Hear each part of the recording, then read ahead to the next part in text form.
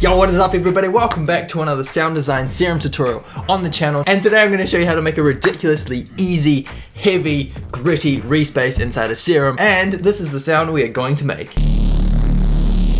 So gritty. Honestly, in my opinion, Reese bass is just so universal. I'm guessing this whole tutorial will be under 5 minutes, so let's get started. First things first, we're gonna get our sub oscillator sorted. Sub oscillator onto the sine, kind of going to a square. The second option, oscillator B, is on. Nice and easy, that's the selection of the oscillators done. Gonna bump the sub os down 2 octaves. First os down 2 octaves and 2. There we go, and the second one down 2 as well. For the second oscillator, we are going to introduce a little bit of fine tuning. This is hopefully going to give the no, the classic slightly detuned sound. So depends how hard you want to go.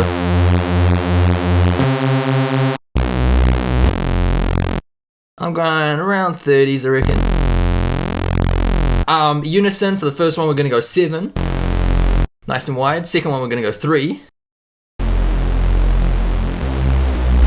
Kind of already on the way to a Reese bass. Voicing, monophonic, legato, and crank this up to like the 12 o'clock notes. It should hopefully slur the notes together whenever we shift.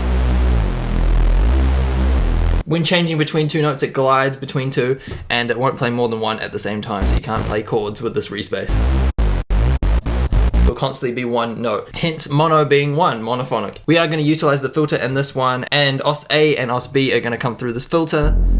But we want to select multi high pass notch. And we're going to bring up the fat, which is actually the notch part. Subtle tweak with the cutoff. And maybe, I reckon the mid-range, that's the sweet spot for the Reese bass. We are going to use 1 LFO as well. We're going to leave it as the shape. Click drag onto the fat, which is the notch, and bring it back just a little bit. Click, hold, and drag, by the way. A little bit too fast paced. We're going to switch this back down to 2 bars, and we're going to leave it off as well. So we'll start at random points on the LFO and determine our notch. That's really the rough sound right there already. We're going to go into the effects section now and make it even more gritty and just add more character essentially. First up, of course, has to be distortion. We want to just mash everything together, drive most of the way up. Also going to introduce a little bit of a phaser as well. But of course that sounds a bit weird and the stereo image has just gone completely nuts. Depth, frequency, and feedback.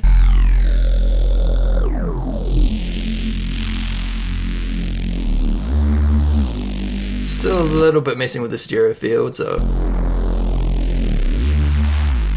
Super subtle, which won't be so subtle after we throw some multi-band compression on it. Yeah boy, OTT, where you at?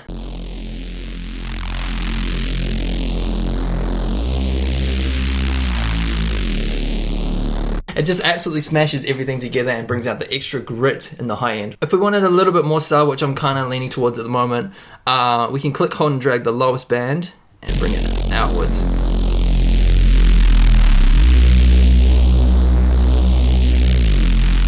Ooh. And the last step is to add a little bit of control with the high-end frequencies. So we're going to drop in a filter, leave it as stock, low pass, 6 dB per octave. And for the cutoff, it's really personal preference. Do you want that old school dubstep sound, the low pass kind of trap bass? Do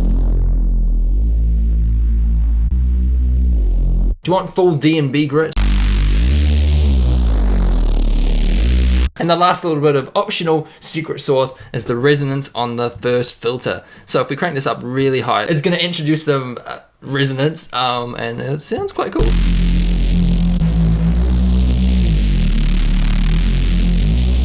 Just a little bit of a bump in that low mids area. So gritty.